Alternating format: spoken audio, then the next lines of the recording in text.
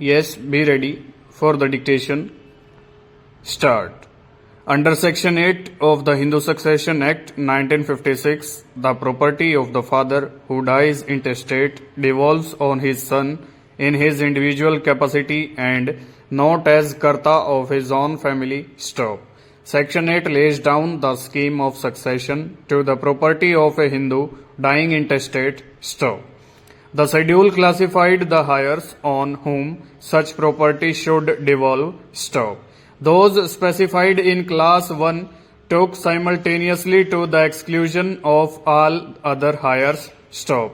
A son's son was not mentioned as an heir under Class 1 of the schedule, and therefore he could not get any right in the property of his grandfather under the provision. Stop. The right of a son's son in his grandfather's property during the lifetime of his father, which existed under the Hindu law as in force before the Act, was not saved expressly by the Act, and therefore the earlier interpretation of Hindu law giving a right by birth in such property ceased to have effect. Stop. So construed, Section 8 of the Act should be taken as a self-contained provision laying down the scheme of devolution of the property of a Hindu dying intestate. Stop.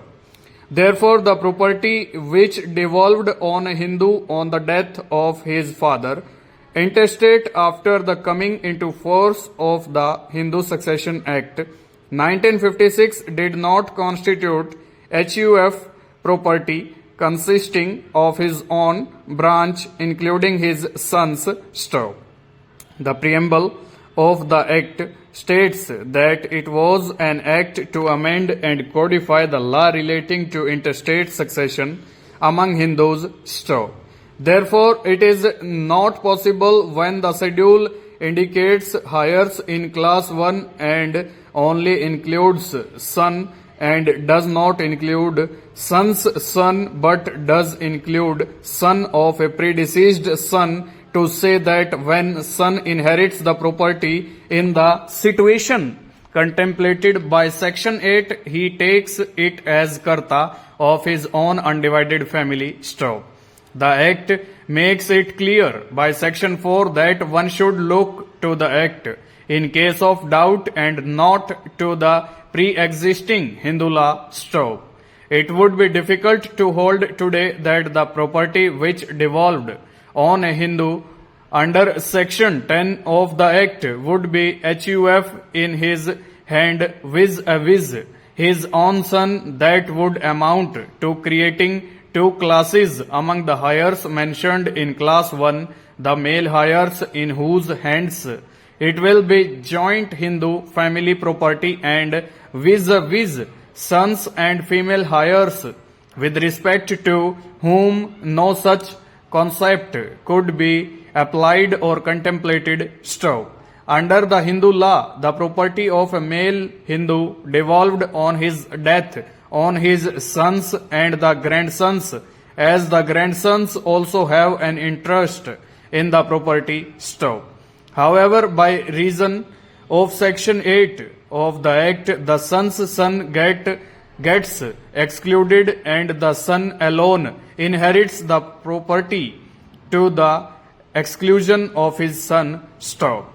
As the effect of Section 8 was directly derogatory of the law established according to Hindu law, the statutory provisions must prevail in view of the unequivocal intention in the statute in the Act. Those provisions shall override the established provisions in the texts of Hindu law. Stop.